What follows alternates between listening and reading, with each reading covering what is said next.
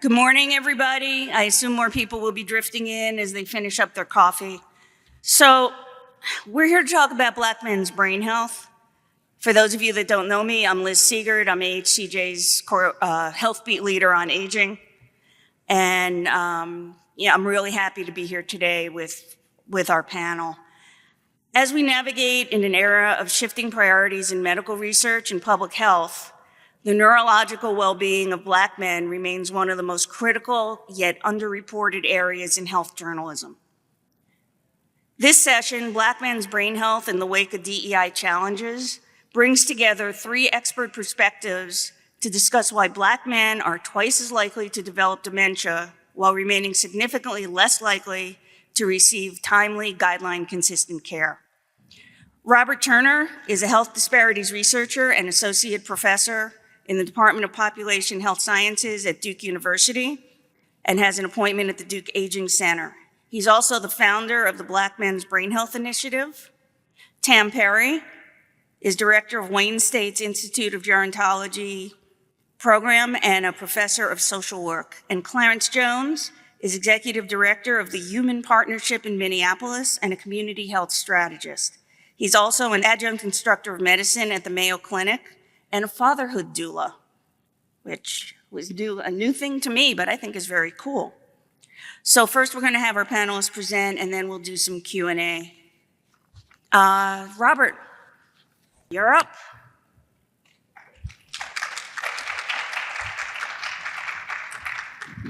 First of all, thank you for allowing me to be here. Second, I'm a little caught off guard. I'm very emotional this morning, but I also want to say that journalism there's a living example, a proof here this morning that your work is impactful. And so I just want to acknowledge Ashley over here. She's sitting, we're rolling her eyes.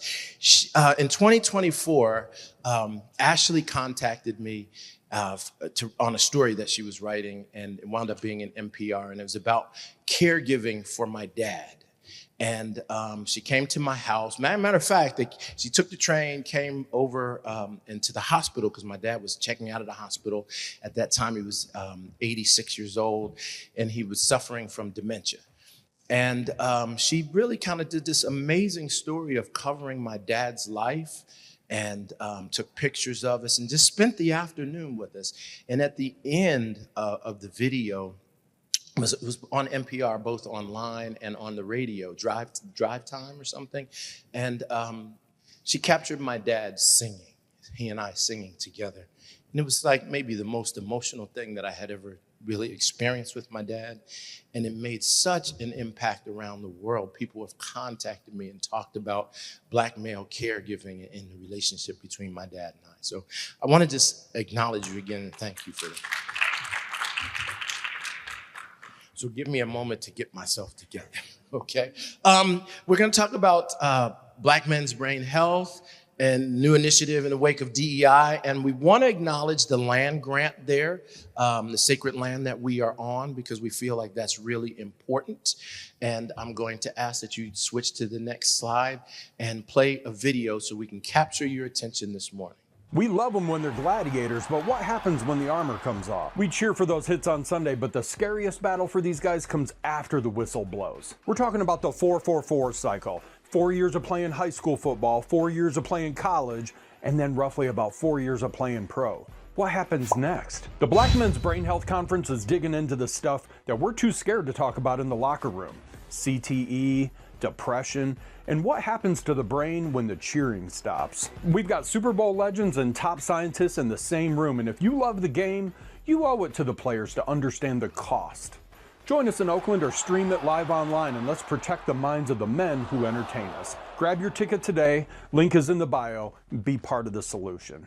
All right, so obviously we want to start off, and the most important thing is, why does brain health matter, particularly for men, Black men, right? So I just want to read a few things for you, some statistics here that are really important to kind of, I guess, lay the foundation for what we're going to talk about. But in the US, the life expectancy gap between men and women, it has widened to roughly 5.9 years, with women living 79.1 years compared to 73.2 years for men.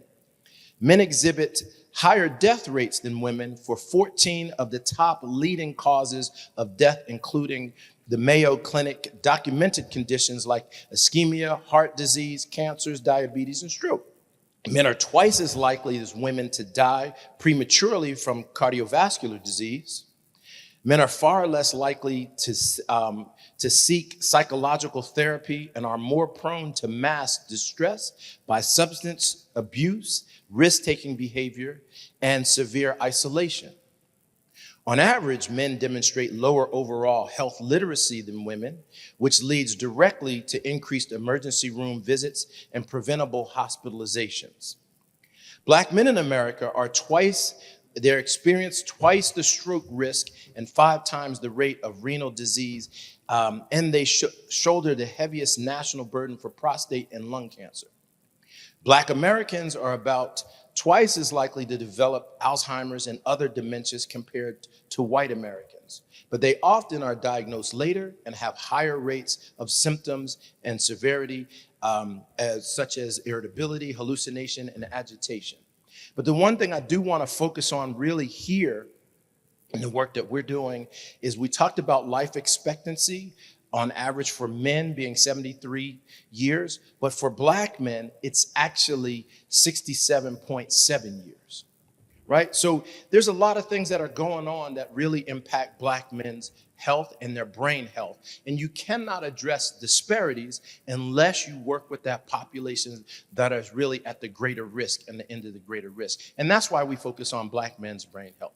So what we're gonna do today is we're gonna basically talk about our conference, an innovative conference, the Black Men's Brain Health at Super Bowl we do every year, community outreach in Detroit, and a groundbreaking study. That's really what we as researchers and as community organizers and people who are really close to this is what we are doing to try to make an impact in bringing this to life. Next slide. Oh, well, go back real quick. We want to just break out where it says community engagement as long play, which is Marlene Harris Taylor of the American Press Institute. And then also community engagement. Once engaged, can never go back. And that's Michelle Lavender at USC Center for Journalism. So let's give you a brief overview, a little bit about the Black Men's Brain Health Conference. I'm one of the founding directors of the Men's Brain Health Initiative. And within that initiative, we have the Black Men's Brain Health Conference. We're doing a study right now for Black men. We'll go over that a little bit. We have a number of different initiatives. But I want to just point something in terms of that's really important, what we try to do from our conference perspective. We're very different than, say, an academic conference. What we believe is if you really want to know and understand the root of Black men's brain health issues, you have to go to the community. You have to work with the community first. So our goal is to bring together people who are in the community, seeing these issues on a day-to-day basis and engaging and interacting. And we bring together clinicians, researchers, healthcare providers, administrators, case management workers, people who roll up their sleeve and see this on a daily basis. With our conference, we tether our conference to the Super Bowl every year. Why? Very simple, because that's when the eyes of the world are watching. We believe that what we do is we use sports, just like major colleges, that's our front porch. That's what people pay attention. So we partner with the NFL Alumni Association. We're funded by the National Institute of Health, the Alzheimer's Association, the Duke and North Carolina ADRC Alzheimer's Disease Research Center. We work with a number of people every year when we land. This past year, we were at Oakland. We have an academic partner with Merritt College there, and it's phenomenal because this is where the Black Party Panthers started way back in the 60s. And what we wanted to do is we wanted to make a newsworthy event in particular to start. So that was the way we kicked off our conference. And this year, we had Mama Tarika Lewis, and we had Billy X. She was the first woman that was involved with the Black Panther parties in the 60s, and Billy X was the youngest member of the Black Panther Party. And our focus, because we were at Oakland this year, we wanted to understand the Black parties, what their contribution is to public health. because people don't realize, but one of the things that they did is, if you think about all across the country where we had the free lunch and free breakfast programs, that started directly because of that Black Panther Party. Because what they said is, in their own community, that kids cannot learn if they're hungry. And so what they did was they marched up to Sacramento, they put pressure on legislation and said, we need this help. But they also said, instead of waiting for the government to do something, we have the resources in our own community to make a difference. And so they just dove right in to their own public health. I also learned that they were the first organization to start their own public pharmacy. They also were the first organization to deal directly with sickle cell in their community. Right? So they did a number of things, and it was amazing the way that the community came out to support that. And so that's what we always try to do on a local level: find out what's going on, find out the history, and find out all amazing things that people are doing there so they can help us understand what's going on with health. I just want to also point out that the study that you'll see there, and if you know any men in your lives that are Black men that are 50 years and older, I was funded by the National Institute of Aging to do the very first brain health study for Black men. And we're recruiting 200 Black men to understand their early life social determinants of health, how they impact their later life neurocognitive functioning. So we recruit 100 Black men that did not play football, and then we also have another 100 Black men that have played football, and we try to also understand the impact of repetitive head impacts on their later life neurocognitive functioning.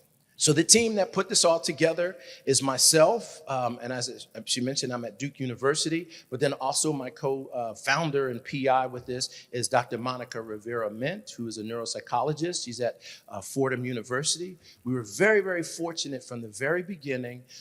Dr. Maria Carrillo from the Alzheimer's Association believed in the mission, believed that this is a way that we need to be able to work and engage with communities that are often not represented in research, right? And so if you look at the research, the most recent class of Alzheimer's drugs that came out about 5 years ago now, something like that, only had 3% of its participants were Black.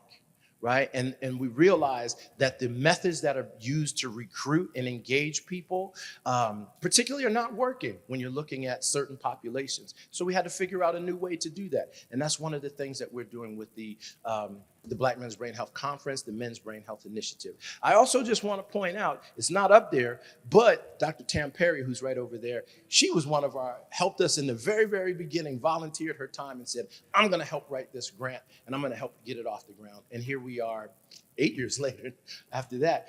So the conference, we hold it every year.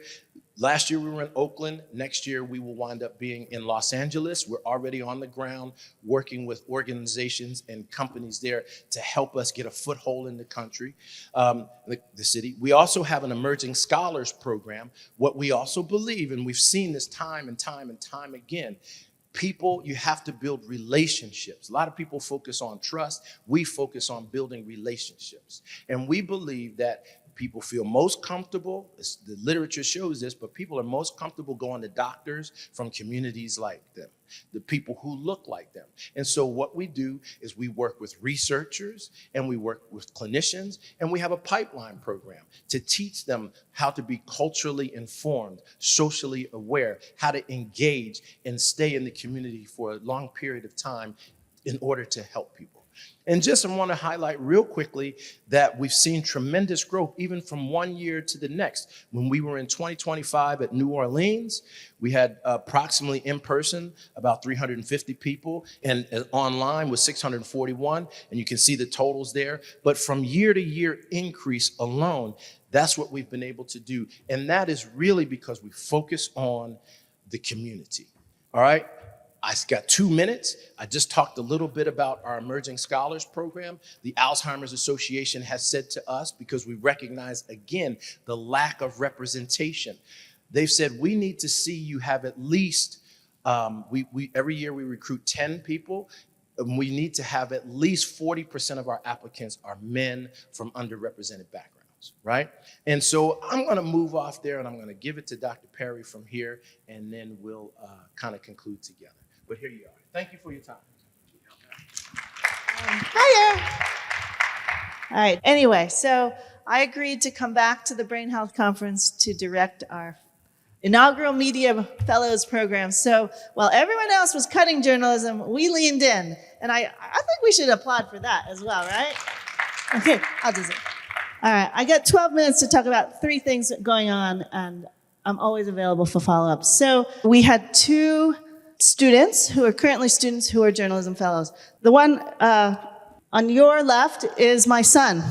My son is in the white suit jacket named Ben Cooper, and he's studying at Medill, and he actually helped establish like the media outreach plan and really helped us think through, because he's in undergrad, learning these things. So that's really great. I'm a mother of I told him I'm the mother of the media when I introduced myself to the scholars this year.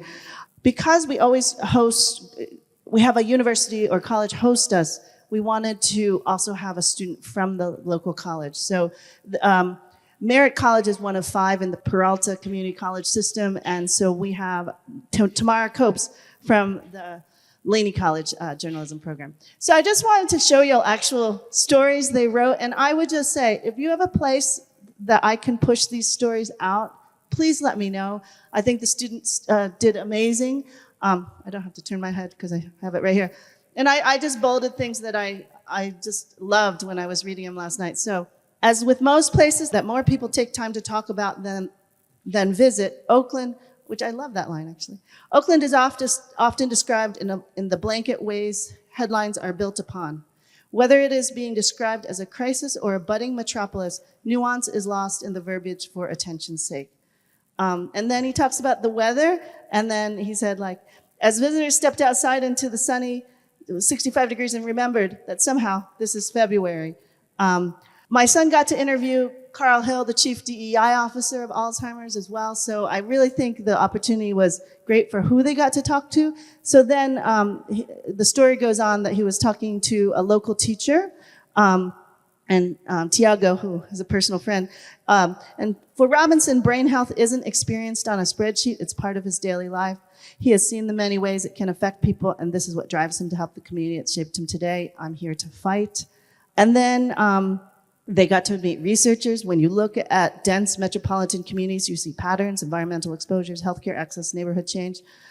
These things accumulate. The brain responds to cumulative exposure. It layers over time. And then we had teenagers from Oakland come for our last panel of the conference. It's hard to walk to the store without having to watch your back every time you go outside. I wish older people understood the mental side and how the economy is so different today. Our other journalism student, Tamara, phenomenal emerging journalism, African-American woman in Oakland. I mean, her opening line, the study of Black bodies has long been bound to trauma. And then she talked about culturally sensitive messaging as critical as the perception held by Black communities has been that dementia is inevitable. Studies show that messages focused on prevention and possibility rather than crisis can help empower individuals to seek care when delivered through trusted community resources. Then she interviews an Ohio State neuropsychologist who was a scholar that came through our program. And he said, we're not so much getting training on how to bring this to the community, how to make what we're doing understandable to grandpa or in our communities. So I just wanted to tell you, like, we're very passionate about this program. If we would take all the help or advice we could get, I mean, neither Robert or I are journalists, but we plan to have this as part of our conference every year. So I think it's a way to bring non-scientists into our scientific world as well. So we need journalists for sure. So I'm gonna switch, I probably have 8 minutes now, but maybe 6, to 2 programs I do, and I just wanted to let y'all know, like, as members of the press.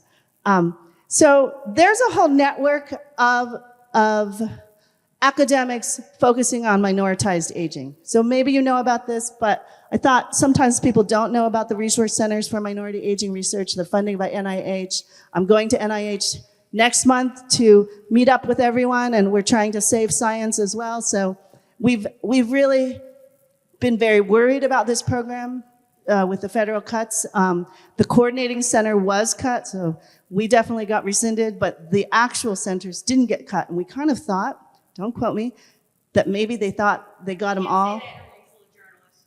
Okay, please don't quote me though. especially not to the program officer. Anyway, so what's really nice about where I work, which is Wayne State University, Detroit, Michigan, is that we are part of the Michigan Center for Urban African American Aging Research, and there are 18 resource centers for minority aging research, but only 3 have been funded continuously since 1997, and I work at one of the 3, which means that we have a long-established program of community engagement. It's really exciting, and I'm the faculty member in charge of the community engagement in Detroit.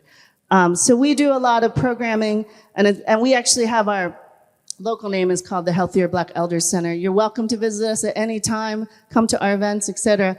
But one thing that is very clever, and I have yet to find someone else who's done this, we started a consulting business where our community advisory board, the 15 leaders of our program, are actually paid for their perspectives. And we have consulted research teams, but we've also consulted with Google Detroit, with healthcare providers, with health foundations, et cetera. So if you ever need any consulting, but usually, and I went to the phenomenal thing yesterday about community advisory boards. Most journalists don't have the energy to start their own community advisory board. If you do, it means you're in for the long play, as Marlene told us yesterday. This is a way you can access some of the information. You can say, okay, I'm not based in Detroit. Would it be as pertinent? So you'd have to make that decision. But sometimes outsiders who want an older African-American perspective, but they're not going to start their own community advisor, seek our advice. So stay in touch. But we give a lot of talks. So we gave a talk to the National Alzheimer's Coordinating Center. And lately, I've only wanted to co-present with my community partners. So this is the idea of co-creation, so we're in this work together. So if NYU calls me and says, I'd like you to give a talk, I say, you need to find payment and space for a community partner to also co-speak with me. We are also publishing on this work, and I'll note, like lately, I've been co-authoring with older adults as well. So in this work, Wilma Stringer is one of our community advisory board members, and she's the first author on this academic paper. And I just wanted to show you that all the people in purple are all older adults in Detroit. And so we've been really trying to push the envelope on co-creation in the academic sense. So one of the consulting examples we've done it, is a very big project that I wanted this audience to know about because it may be coming to your area. So my work in Detroit is very place-based, and I'm happy to talk more about it. But our older adults in Detroit are now consulting on a 5-year national project called the National Survey of American Life.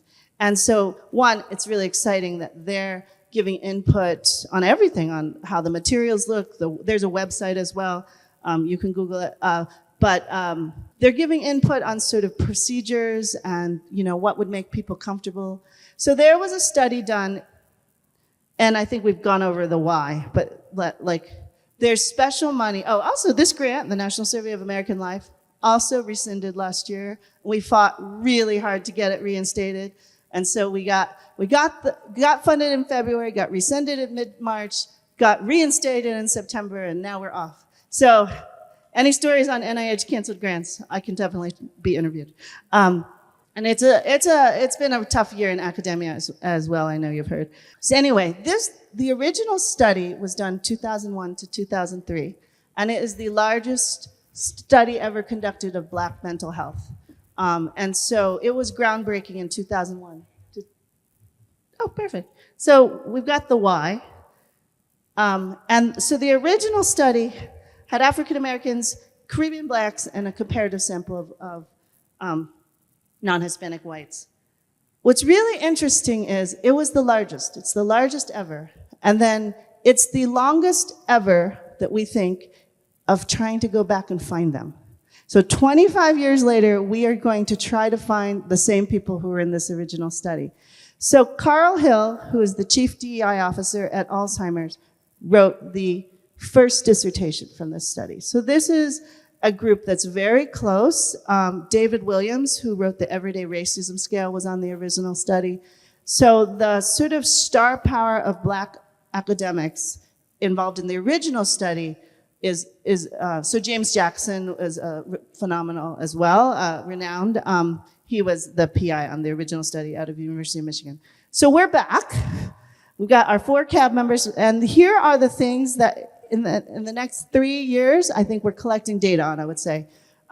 So I think these are things that I think our research questions are the key issues that we should all be sort of thinking about, writing about, and doing stories about. So I'll just let y'all read them, but depression, anxiety, trauma, coping, resiliency, early life education, occupation, and then sort of where do you live, et cetera. We are now adding a lot of ADRD, stuff that we didn't have 25 years ago. So we're trying to go back to the same participants, but see if they'll participate with today's science. So here's the thing, we may be coming near you.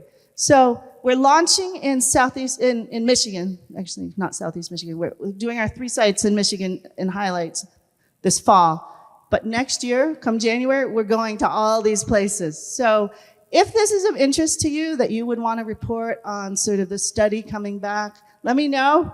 We're trying to come to all these places. We will be coming to all the places. So I thought I'd just put that out there. I have 2 more slides. So the last one is Wayne State. We're also going in on journalism as a university in a small way, but my Institute of Gerontology is starting a local journalism fellowship, and it's local. Like, you have to be based in Michigan, et cetera. So, but I just wanted you to know that, like, we're really proud that we want to embed a journalist into our Institute of Gerontology. And then, this is my last slide. Not this one. This one. Can we play I have a 1-minute video. Okay, I think we're great on time. So, the thing with our conference, and I want you to know, everyone is available. The conference is entirely free. But second of all, if you're in the LA area the week of the Super Bowl, we're always the Tuesday and Wednesday of the Super Bowl. It is also 100% available for free virtually. So, you know, if there's ways you can publicize it in your own communities, that this might be an online conference. Let me, Yeah. real quick, what we're going to show you here, this is Aaron Taylor, who is a Notre Dame graduate, Super Bowl champion, and he's also an analyst on CBS Sports, talking about the importance of brain health. Start it? Yep. We're going to just move on because we're obviously having some tech issues here. But I want to introduce Clarence Jones, who is going to talk about what matters in the community and how journalists can partner with local organizations to talk to people where they don't have connections. Morning. I am so excited to be here. Thank you, thank you. I want you to know I'm second choice for this panel now. But that is part of what I want to show you in terms of my slide, because what I am is I'm a collaborator. And I believe, and the person that recommended me was someone who thought that I would be a better choice for this. So she wasn't intimidated by inviting me to apply for this. And this is one of the things I want to talk about in terms of Black men's health. I am a community strategist. I can get this right. I'm not a technical person. But we do a lot of community engagement. We do a lot of listening. We do a lot of collaboration. We do a lot of things around community health. One of the things about our work is that we are probers. When we go into the community, what we do is we ask people questions. We probe them with questions about what do they really, really do. Because in our work as a community health strategist, I get a chance to work with researchers, with organizations, with universities, those kinds of things. And what I've noticed is that the community always has a lot of narrative, but they don't necessarily have data. And so my job is to listen to the community and then to listen to the organizations and the researchers in them and to figure out how do we work together. And so what happens with that is that in that kind of environment, you find people that are able to actually move the needle. And that's really what we're trying to do.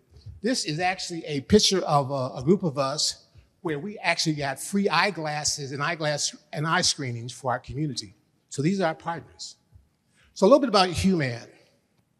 So we're a coalition. We believe in bidirectional conversations.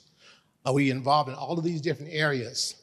And what we do is, once again, we probe organizations, we probe individuals to find out what do they really, really want to do, so that we're able to really come back and to talk about how do we make our community healthier. So we also do it through trusted relationships. I think last night, Mr. Turner and Tam met some of our community partners.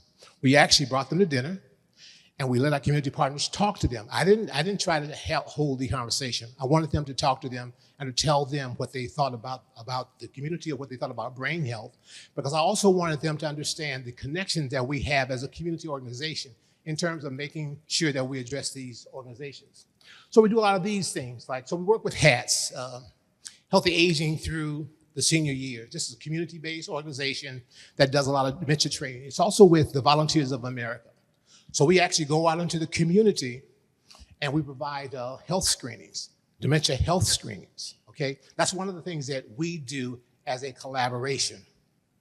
The other thing that we do is this, is that when we find our partners, what we also try to find out is how can we work together around addressing the issue of brain health. So what you have here, as I said a little bit earlier, we have Volunteers of America. They have a mobile unit. We are just starting with the University of Minnesota that has a mobile unit around see and hear and balance. And then we work with the city of Minneapolis, who has a medical mobile unit that we take out to the community. Once again, what we're trying to do is to figure out how do we really address these issues. Now, the interesting thing about our work is this, is that we wait for the community to identify what an issue is, and then we go find the resources to make it happen. And what happens is that when you do that, you find that the community is more willing to work with you, because one of the things that we say with Human is that we are a coalition of collaborators. We have provided more than 300,000 health screenings in our community. And there's only one person at Human, that's me. But we do it because we collaborate and we stay in our lane. You do that, I do that, I'm fine. But our whole goal really is this, is that in order for us to move our communities to a healthier state, we have to allow people to bring their best to the table. And so we ask people when they come to us to bring their A game. And so that's what happens. So whenever we go out to a community, we're able to bring mobile units, we're able to bring nurses. We actually have a program where we bring student nurses from Metro State University to come into the community and provide screenings. We provided more than 3,000 nurses with health training with community members. That's what we have to do in order to make our communities healthier. The other thing that we do is this is a book called The Black Parachute. One of the things that happened, and you can go to Amazon, you can find this book. This is a young man that wrote this book because he had some mental health challenges. He had some brain health challenges. And so one of the things that we did was we find people like this, and we call these people treasures. There are people in our community that are actually doing a lot of work. And my job is to find them and to allow them to have the opportunity to be exposed to another level. And so this young man has created this book called The Black Parachute. It's a 365, well, actually more than that, pages, where you can write down what you're thinking or what you're thinking about. How do you answer these questions about your own mental health? That's what our job is to do. So we do this by building community conversations and connections. I'm also a radio host. I have a radio program. I have a health chatter podcast. Actually, I got 2 or 3 different things. But once again, I'm not trying to do everything. I'm trying to stay in my lane. I do what I do, right? I'm having fun. But the goal here is this. The goal is to find people in our community that can really make a difference and give them the opportunity to do that. And so we have a variety of ways in which we make that happen. So why was this event important for me? Well, you're a journalist, okay? And we want, from the community's perspective, we want a clear narrative. We want you to know really, really what we're thinking, right? Not what we really think, but what we really, really are thinking. And the best way for that to do, best way for us to do that is that we have to develop a relationship with you. We have to let you know that we bring quality, evidence-based information. We'll bring you accurate and appropriate conversations. We'll have honest conversations with you. But it's important for us to understand that this is very, very bi-directional. And it's important for you to understand that there are people in our community that really, really want to tell this story. But we have to have a component of that story. We do a lot of things around partnerships. It's very, very important, for us to stay in our lane. You know, one of the things that I always talk about is that I can't do your job. I don't want to do your job. I want to do my job. My job is to make the connection. But my job really is, I need you to tell the appropriate story so that we can get information out to our communities, okay? And the only way to do that is by having these kind of relationships and these kind of conversations for you to understand from a cultural perspective what we're doing, but for us to also understand from your perspective what you do. As a corporation, what do you do? What are you requiring, okay? And so everything that we do, we talk about this. We say we have to earn the right to talk to you about healthy and important conversations. We have to earn the right to talk to you about tough conversations. And that's really what we try to do, is to try to be in a space and a place where we can make those things happen. So this has really been helpful for us. Most of our partnerships have lasted for 20, 25 years. I think last night we saw people that we talked to. I always talk about, I had people there last night that I've been working with for 2 centuries, the 20th century and the 21st century. But we do that because I care. I want my community to be healthy, right? I want my community to be well. I want my children to grow up, and I want your children to grow up in a space and in a place where they have healthy brain. We have a book. We created a fatherhood book that talks about neuronurturing.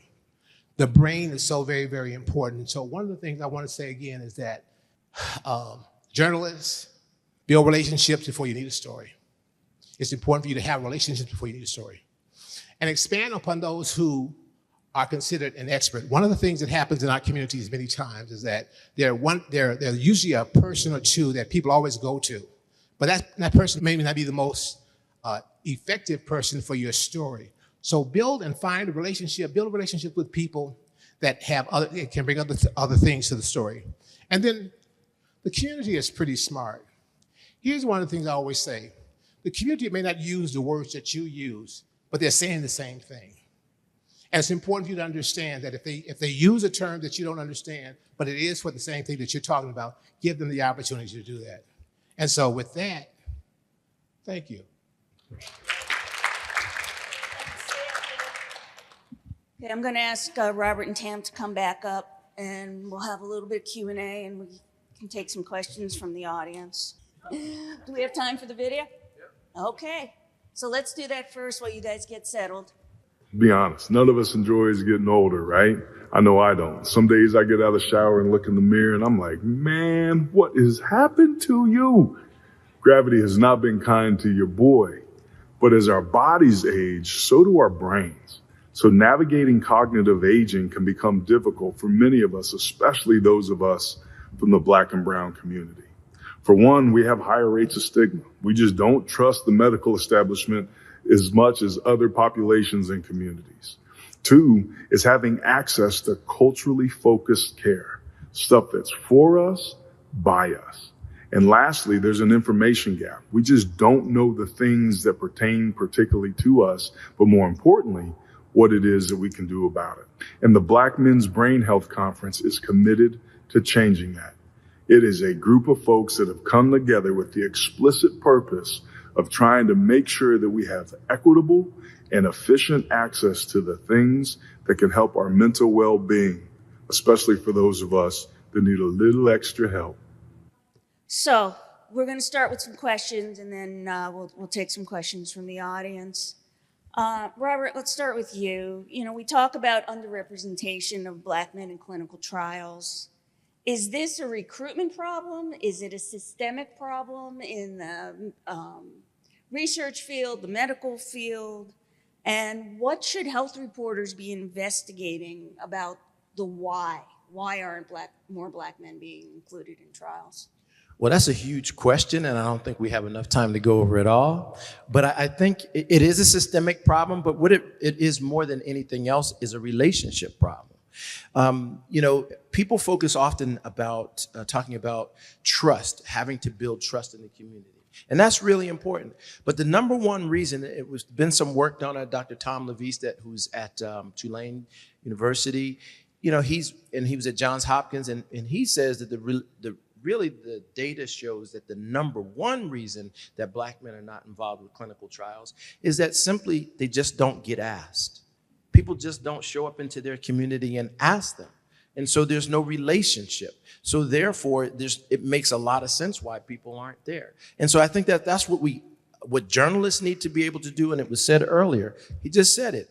He said, build relationships. When you as a journalist, or when any of us want to really understand the inside of what's going on, you have to be there. Or like they say, you have to be in it to win it. So that's a short answer. Okay, let me move on to Tam.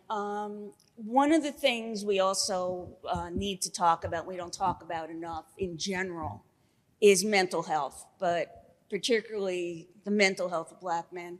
You've done some work on this. Tell us a little bit about what you found. Well, I think it's there's a lot of pain out there. And, you know, we were talking, half the dinner last night was people who really have been thinking about Black men and trauma. So there's a lot of pain, I think, when you live your whole life as being suspicious, as a suspect, and trust of so many bad experiences of institutions, whether it's schooling, whether it's hospitals, et cetera, lead to all this. And I think it's interesting that I'm the non-Black man speaking on this, but I would say what I've heard, as I'm a professor of social work, is just over and over that the burden is so trifold or multifold, that it's really hard to understand sort of how it takes a lot to build relationships to make people feel like they can trust being in a research study, being in a story, et cetera. Clarence, one of the things we've talked about is the dangers, and we've all had to do this, where we get a story assignment from an editor, we're on a short deadline, we kind of have to parachute into a community, whether literally or figuratively. What are some ways, you talked about building trust, but often, there's that trust, building trust takes time. So who are some of the trusted messengers within the community that journalists can reach out to when they need to find that person, that family, who is willing to be open and talk about their experience? So that word parachute is really an interesting one, because one of the first researchers that came to us says, oh, I'm not a parachuter, but he did. It created a real interesting dilemma for me in terms of working with my community, because we're conveying our trust, and we're saying, like, we're going to work with you. So I think part of it is this, is that we sometimes, unfortunately, we look for the quick story, but there are people in our communities that are real treasures. They're the ones that people never talk about, but they're the ones that people always know about. And those are the ones that I always talk about. I go to and find out and ask them, how can I support you in your work? Because many times what happens is this, and I talked about, my long-term relationships. A lot of times I may meet you 2 years in the past, and only 2 years later does a relationship become important, or can I utilize you? Never use you, but how can I utilize you? And I think that that's one of the things that we have to do, is we have to look for people, not with the big names, but the people with the positive history. So would we be reaching out, for example, to pastors, to, maybe somebody that does a Alzheimer's kind of daycare program? How would a journalist who's not familiar with the community find these people? Okay, so I know we have these people that we think are go-to people. Right. I think what I always talk about is there are people in the community that if you are looking for a specific topic, they have a long history of doing that. And if you can find a couple people that will affirm for you that those are the people that you should be talking to, that's where I would go. And that's what we found, is that, people that got the big names, we don't necessarily go to them. We go to the people that actually are doing the work. That's why I was talking about positive history. And many of you know, you can find that out very quickly, who has really been doing the work. And so that's what I always talk about. Who's really doing the work? Those are the people that you should be talking to. Excellent. Joe, you had a question? Yes, thank you. Is there a story for a journalist? Introduce yourself. I'm sorry, yes, thank you. I'm Joe Burns. I cover health policy for the Association of Healthcare Journalists. I'm Liz's colleague. My question for you is there a story for journalists who read research that is that doesn't include enough black men on let's say it's research on brain health, and they don't include enough black men. Could journalists go back to those researchers and say, hey, it seems like you have an awful lot of white and other populations, but you don't have enough blacks in your study? Would that be a good thing to do? Would that, I don't know, you know, I don't want to be confrontational, but if somebody calls researchers out, maybe that would help? That's my question, I guess. I got it. So I would flip that question on its head, Joe. I'm sorry, can you say that again? I would flip the question on its head. So when I see study, and I teach research methods a zillion semesters. So when you see who ends up in a study, or even like, oh wow, there's only 20 people in that study. I'm an anthropologist, so I also play a long game. But I would say, I know because I've had to do the work of how hard it is to get those people, right? Like, right. Not necessarily the ones that are missing, but even to get the number of people through a study is a whole thing. So I would say sometimes, and I guess since I have a minute, I wanted to tell you a little bit more about, I told you we had a consulting business, but the consulting business is 15 leaders of our research registry, but we have a research registry of 1,200 older Detroiters. I think I forgot to say that. And at any one time, 20 to 25 research teams are utilizing it. So the NIH pays us to do all this community engagement to kind of work on this. I would say a lot of researchers don't have those kind of resources in their community. And so our research registry actually serves a national research community now. But also, because of the parachute issue, we don't let just anyone use our registry. First of all, they have to go through a formal application process, and it is vetted by the community members themselves. So I think if you're going to consult a research team, I would say, can you tell me more about how you recruited? And can you tell me what barriers you had to recruitment? And do you know about these other things that research teams do to diversify? I would build the bridge first, and because I don't think it is that the research team didn't want to. I think it's like we would love diverse samples. It's also I stand at the microphone in these community meetings and say, all research is voluntary. So even if you're on our list, if a study doesn't sound interesting to you, all research is voluntary. So that's what researchers are really at the will of people who, and it's self-selecting as well. So usually research teams get the most well people, the more well-off, educated-wise, et cetera. So it also self-selects. Can I just build on that real quick? Sure, of course, yeah. What you're really pointing to is kind of a big void that has historically been in research. And so that's one of the reasons that we started the Black Men's Brain Health Emerging Scholars Program, is because we wanted to be able to teach people. First of all, we need to collect people from all types of backgrounds, but we need to teach them how to have that culturally informed and socially informed approach to going out into the community.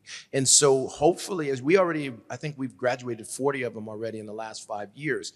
So part of the problem is that people don't know how to go out and find diverse communities. Right. And we're trying to teach that and give you access to really wonderful scholars who do that work. Thank you. Did we learn some lessons from the story of Henrietta Lacks, right? Just for one example. Absolutely, and that needs to drive everything that we do. We need to make sure we're not helicoptering, and we understand that they own their own story. We're just fortunate enough to be able to, they give us access to have insight into who they are. Thank you very much. I've always, in big and small meetings, acknowledged harms. Like, let's talk about the harms that have been done to the community. And I think even just researchers showing up. So my monthly events that we've been doing for 30 years in Detroit are ways that they can actually, like, there are tables of researchers, and I always say no researcher has gotten to this literal room unless two community members have said this is an appropriate research study. And you should go ask all the questions you want. And I think those kind of messages from people to sort of democratize research, to bring people into research, and to say, you can walk away. All that is the messaging that I think is building trust. Just like journalism.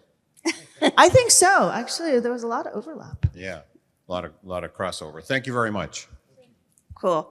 I think I'm going to throw this one out and see who wants to answer it. There is so much going on right now in healthcare in general. I mean, we've got Medicaid cuts. We've got, dismantling of health equity programs. We've got,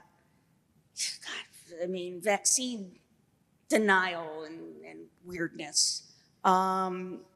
What do we know about, or why should we be talking about this issue now? Why should it become, page one news instead of being buried on in C26? I think brain health has always been an issue in our community. We just may have used different kind of names for it. But I think that part of what's happening right now is that people are becoming much more aware of how to approach some of these topics. People are now becoming more sensitive to the kind of news that they're receiving. And so I think it's important for you to understand that there are people in our communities that are already addressing these kinds of issues. It's just that now that it's becoming to the forefront, these are the kind of people these are the types of people that we need to be bringing to the table. They're there. They're there. So I think two things. One, there's more and more science about what is modifiable. So if you look at the Lancet reports, there's a 2020, there's a 2024 articles, different ones that really outline what is modifiable and sort of who's at greater risks for this. The other thing, well, there are three things. With longevity, I'm an aging researcher, so I bought the Kool-Aid a long time ago, but every family goes through this. So any human interest story about caregiving, housing decisions, brain health, etc., is about how you are with the people you love. And I think that can be on the front page of every story, right? This sort of how to build community, how to build connections. We're very worried about social isolation as well. And then the last thing is that people, they expect more now. They have their own ways of researching their health. And there's all the false information as well. And if we don't try as scientists and journalists to hold a line of excellence for saying your health matters and we need to get truths out about health, then we're going to really have a backward step in health. Can I jump in real quick? I'm going to take two tacks here. First of all, just by a show of hands, how many people here have been in some form or fashion touched by Alzheimer's or dementia? That's why it should be on the front page. First of all, that's number one. Don't have to go dive in a whole much longer than that, but it affects all of us. Number two, what's so interesting, I'll take this other approach, is that if you all remember the movie Concussion with Will Smith, right? When that, right? People thought that once that, and I remember talking to one of my colleagues, he said, well, now that the cat is out of the bag, how much longer is football going to actually be around? Within 10 years, it's going to be dead, right? And that was 10, 12 years ago. And if you look at the numbers now, across the country, the NFL is more popular today than it's ever been.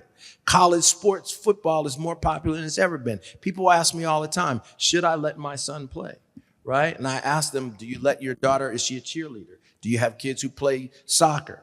Brain health, concussions, injury, it impacts all of us. And that's why it should be on the front page. Good answer. You know what, I want to follow up on that too. The idea of talking about traumatic brain injury, which is different obviously than Alzheimer's and dementia, although it can lead to early onset. occasionally we'd get somebody, I can remember watching Larry King, and they had, maybe it was Franco Harris on, somebody who talked about it. It hasn't, it's almost like, is the NFL and pro sports really trying to, like, I won't say hide it, but very much minimize, or are they becoming more cognizant of kind of the relationship between, playing sport? I mean, I was a New York Jets fan for a while. I'm sorry. Really sorry lately. But, I can't remember the name of the player, but he did a header and was paralyzed from the neck down. Dale Stingley. Yes. Yes. It kind of gets minimized after the initial shock of that wears off, and then it almost becomes buried. Are pro sports kind of taking a harder look at this now? Well, I think, yes, they definitely are. The NFL has responded, and I'm not going to say, first of all, the NFL is a business. They're in business to make money, right? And they make money off of exploiting bodies, at least from my perspective, having actually played in the NFL. So that's number one. But yes, they respond like any other organization. You respond to consumer pressure, right? And the consumers have said, we don't want to see people walking around with scrambled heads, so they're doing as much as they can to take the head out of the game. There's still a whole lot more to go, but let's be quite honest, it is a collision sport. You are running into a brick wall for your whole life. So that's just part of it. And part of it at least on the NFL level, is that they have a collective bargaining agreement and the union sets up rules and to protect people. Where I want to point people to, and we should be talking about this a lot more, is look at how, the fan interest in college sports. And we give the NCAA and these college sports teams, University of Michigan, the Big Ten, we give them the pass. But yet those high school and college athletes are exposed to just as much head trauma as any place else. So we need to put pressure on them, as far as I'm concerned, if we want to see effective change. Great. Questions?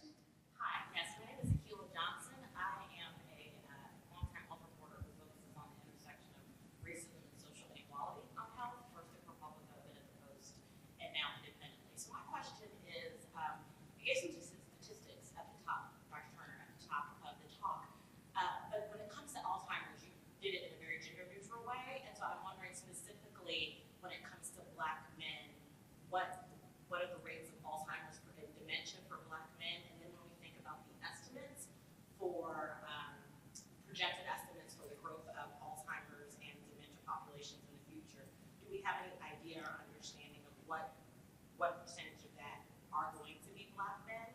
And then my third question is, what are the drivers of this? Why is it that Black men are suffering from dementia or cognitive decline or brain issues at different rates than others? So I'm going to think of that. I know, I wish I could go on the question. That's more than a 10-minute answer. Well, one, I think I would, if you want to write an article about it, I'd love to talk with you about it, right? Because I think it's amazing. But I want to just situate it this way, because I want to make sure that we get as many things in this short period of time as we can. But in the dementia research world, the marker is 65 years, right? When you're 65 years or younger, that's called early onset dementia, right? And then we also know that you're at greater risk the older that you get. I said at the top of this when we talked, the average lifespan of a Black man today is 67.7 years. We don't show up in the data because we're not alive, because we have all of these other health disparities that are there. But we also know that you can contract the disease up to 20 years earlier. So that's why in my study, the convention is that you're supposed to look at 65 and older. My study is 50 years, right? And I'd really like to, and I'm trying to push through the research with the convention, and maybe for Black men, we need to be looking at 40 years old to kind of find that. We need to address all of these other disparities that put us in a greater risk category later in our lives. So that's the short answer to what's going on, particularly in terms of the profile of Black men. Good. I would also say I think there is less detection, less trust. I think there is this idea that, this is normal aging. This is just what's happening. And so I think there's also sort of cultural barriers to sort of getting, and also there's also great disparities earlier in life with going to doctors and access to treatment, access as well. So I think these sort of modifiable things, like should we have universal health care? I would vote yes. These modifiable things of access are also certainly culprits in this.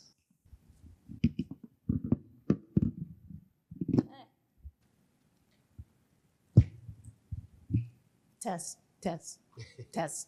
I think that one was working better. We can hear you. You can hear? Okay. Speak loudly. Okay. Hey, so good morning, everyone. My name is Candace Montague. I'm an independent. Oh, there we go. I'm an independent journalist from Washington, D.C. Hey.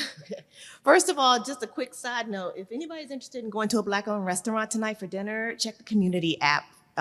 Check the Hoover app later. I'm going to post something in the community section. But anyway, my question, I have two, but I'm just going to ask you one in the interest of time. How do you reach people, and this might be for you more than anybody else, how do you reach people who are not internet savvy? Like we're talking about dementia and people who are in an older population who are not necessarily on social media and they don't have emails, or they might have an email, but they're not really big on computers. So what are some strategies that we as journalists can use to reach this population? Thank you. I think one of the things that's so important with that older generation is that it is relationship. And I mean, it's one of the reasons why we go out into the community and we do health fairs, so that you can actually get, do one-on-ones. The other part too is that there are people in the community that are affected by this. And we would talk about being a caretaker. I'm a caretaker of a caretaker, and that wore me out. And so one of the things that I understood was that I would listen to people's conversations and I would decide, I would say like, I would ask them how could we be supportive of them, and then we would provide them with opportunities for them to be able to share their story with other people. That's how we use our radio program. That's how we use our podcast, is that they're influences in our community that other people are listening to, that these issues are affecting them. And so what we try to do is we try to make sure that those individuals are visible, that they are heard, and that they are valued. And that is how we, in our indirect way, we're able to reach a lot of people. And so we do, again, I mean, it's hard to really explain it, but we reach a lot of people because we do relationship development. We wait for people. The other thing that I say is this: when I talk to you, I wait for you to self-identify what's important for you. And it's in you self-identifying is that how I know how to make a connection with you and how I know to connect you with someone else. And that's how we have learned how to do it. I would just say in our research registry of our 1,200 people, we send paper newsletters. Like we are committed, and the digital access in Detroit is definitely a thing. We send paper newsletters. We also, for our advisory board, we pre-mail everything. So this idea that like we're not expecting you to open an email with attachments. But the third thing we do that maybe journalists could think about, we send every single person in our registry a birthday card. And sometimes we get so much response from that. And it is a research retention approach. Others do it as well. But on a personal level, that has gone so far. So something to think about. Go to where people get their hair done, go to food pantries, right? And go to, in DC, go to the metro stops. Thank you all very much. Ashley Willick, here's the last question. Okay. I'm Ashley Milne-Tite. I'm an independent journalist, do a lot for public radio and other outlets.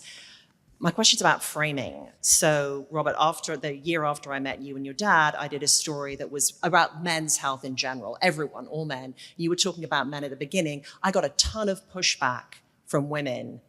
And I think it was mostly because of the headline, which I didn't choose, but people who were outraged that men's health was being treated as if it deserved attention. So do you have any suggestions for those of us who are writing about this topic about how to frame it in a way that doesn't set a lot of women off? I don't think they read the piece, but still. Well, I think I don't have a direct answer because I'm horrible at titles, first of all. Even in my own research, in my book, I was horrible at it, but I needed a lot of help. But I think, you know, I look at this kind of as the same problem. We had this conversation last night a little bit, but I look at this as kind of like the Black Lives Matter situation. You know, people say, but what about all lives matter? Yes, they all do matter, and it's not that some lives matter more than others, it's that some people are at greater risk on certain things than others, right? And for me, when I think about Black men's health, we say this in our conference all the time. You cannot study Black men's brain health without Black women. You can't, because they, in so many ways, they impact our health, right? Matter of fact, they manage our health. The other thing is we want, in terms of our conference and everything that we do, anybody who wants to be part of a solution is available to come in. So just because it's the Black Men's Brain Health Conference, everybody's welcome to help us identify and figure out how to deal with this big problem. I know that doesn't answer your question, but just because you're focusing on men's health doesn't mean that women's health isn't important. Okay, unfortunately, we are at time, but I really want to thank our panelists this morning, Clarence Jones, Tam Perry, Robert Turner. We really appreciate your insight. Will you stick around if people have more questions? Absolutely. Thank you Thank you very much. Thanks so much.